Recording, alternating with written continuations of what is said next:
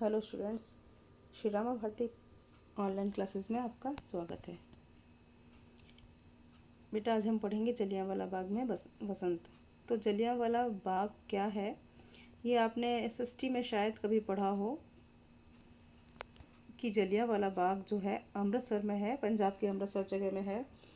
ये उस समय की बात है 1919 में, जब हमारे भारतीयों का, क्रांतिकारियों का अंग्रेज़ों के साथ युद्ध चल रहा था और अंग्रेज़ों को भगाने के लिए हमारे भारतीय सेनानी, स्वतंत्रता सेनानी बहुत अधिक प्रयत्न कर रहे थे।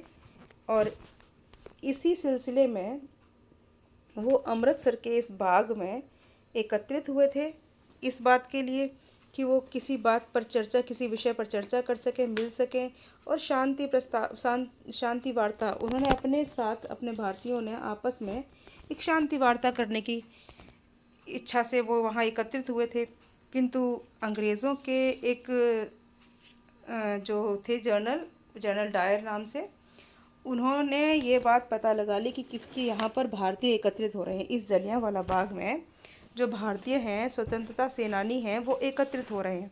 तो उस व्यक्ति ने, उस जनरल डायर ने इस चीज़ का गलत फ़ायदा उठाया और बहुत ही क्रूरता के साथ, बिना बताए, जबकि उस समय ये बात नहीं थी कि कोई किसी पर हमला कर सके, कोई किसी यूँ निहत्थियों पर हमला करना उचित नहीं था। इसके पश्चात भी, इसके बावजूद भी उस जनरल डायर ने अपनी फ़ौज के साथ, अपनी सेना के साथ उन निहत्थे सैनिकों पर, हमारे भारतीय सैनिकों पर ताबड़तोड़ गोलियां चलानी शुरू कर दी। मतलब बुरी तरह से, कोई इंसान अलर्ट ना हो, अवेयर ना हो और अचानक कोई आ जाए और लगातार गोलियों की बारिश कर दे तो बचना असंभव सा हो जाता है।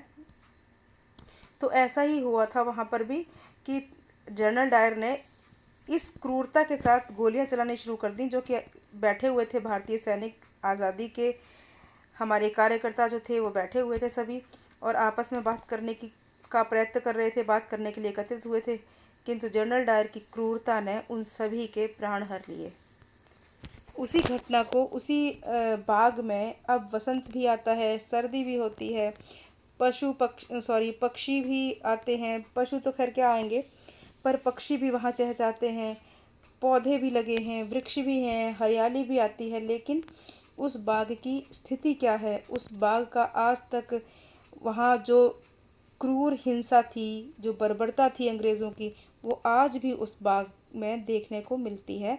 उसी विषय में ये जलियांवाला बाग आपके लिए हमारे इस कवि ने लिखा हुआ है कि जलियांवाला बाग में किस बर्बरता से, किस क्रूरता से जनरल डायर ने भारतीयों पर गोलियां बरसानी शुरू की और क्या हालात थे उस समय। तो ये कविता आप पढ़ेंगे। अब मैं आपको एक बार परिचय पढ़ा देती हूँ, मैंने थोड़ा सा समरी आपको बता दी। सन 1919 में पंजाब के अमृतसर शहर के जलियांवाला बाग में जनरल डायर तथा उसके सैनिकों द्वारा निहत्थे भारतीयों पर बरसाई गई गोलियां हमें अंग्रेज़ों की बर्बरता और क्रूरता, इसकी याद दिलाती हैं कि कितने अंग्रेज़ बर्बर थे। बर्बर मतलब बहुत ही जुल्म ढाने वाले, और क्रूर कितने ही निर्दयी थे, जिनके अंदर दया भावना भी नहीं थी। उनकी याद दिलाती है उस बाग की स्थितियाँ। उसी घटना को याद करते हुए आइए पढ़ें यह कविता। सुभद्रा कुमारी चौहान जी द्वारा लिखित ये कविता पढ़ते हैं। यहाँ कोकिला नहीं, काक हैं शोर मचाती। कोकिला माने कोयल, काक माने कौवे। मतलब ये बाग इतना खूबसूरत था, किंतु अब क्या है, अब यहाँ कोयल नहीं बल्कि कौवे शोर मचाते हैं। ठीक है। काले काले कीट भ्रमर का भ्रम उपजाते। और जो काले काले कीड़े हैं ना यहाँ पर, वो भंवरे के समान प्रतीत होते हैं। भंवरे के समान, भ्रमर मतलब होता है भंवरा, वो भंवरे के समान भ्रम उत्पन्न कर रहे हैं। जैसे ऐसा लग रहा है मानो काले काले कीट भंवरे ही हों, उनका भ्रम उत्पन्न कर रहे हैं। कीड़े भंवरे का भ्रम उत्पन्न कर रहे हैं हमारे अंदर। भंवरे फूलों पर आते हैं, लेकिन यहाँ तो फूल ही नहीं है। कलियाँ भी अधखिली मिली हैं कंटक पुल से, और अधखिली कलियाँ हैं, जो कि कलियाँ आधी खिली हैं, आधी नहीं खिली हैं। वो किससे मिल गई हैं? कांटों के कुल से, कांटों के वंश से मिल गई हैं, मतलब वो भी कांटों में मिल गई हैं, कांटों से छलनी हो गई हैं। अब यहाँ पर देखो बेटा, अधखिली कलियां पता है कौन है? बच्चे। और कोकिला मतलब मधुर ध्वनि नहीं है, कौवे की कर्कश काँव काँव है, अर्थात हाहाकार है, बुरी आवाज़ें जो होती हैं, हाहाकार जो होता है वो उस बाग में सुनाई देता है। और काले काले जो कीड़े कीड़े जो है ना, वो भंवरे नहीं हैं बल्कि कीड़े हैं वो, जो कि भंवरे का भ्रम उत्पन्न कर रहे हैं। और कलियां, बहुत सुंदर सी कलियां जो कि आधी खिली हुई थी, मतलब जो बच्चे थे वो भी वहाँ पर उपस्थित थे, वो भी सारे कांटों में मिल गए, मतलब वो कलियां भी अधखिली नष्ट हो गई। वे पौधे, वे पुष्प, वे जो पौधे हैं वहाँ पर और जो पुष्प हैं वहाँ पर शुष्क हैं अथवा झुलसे, वो सूखे हुए हैं, शुष्क मतलब सूखना, वो सूखे हुए हैं या फिर झुलस गए हैं आग में, या फिर उस मृत्यु की आग में, दुख की आग में झुलस गए हैं, जल गए हैं। परिमलहीन पराग दाग सा बना पड़ा है। परिमल मतलब सुगंध, सुगंध से हीन, जिसमें सुगंध ना हो, जिसमें सुगंध ना हो, पराग, ऐसे पुष्प हैं, पुष्पों में पराग होता है ना, तो ऐसे पुष्प हैं जो सुगंध के बिना ही हैं, और उनका पराग जो है ना, जो परागकण जो होते हैं ना पुष्प में, वो दाग के समान प्रतीत हो रहे हैं। हाँ, यह प्यारा बाग खून से सना पड़ा है। उफ, हाय कैसा ये प्यारा बाग था, कितना सुंदर ये बगीचा था। ये सारा बगीचा आज खून से सना पड़ा है, सारे बगीचे में आज खून ही खून लग फैला हुआ है।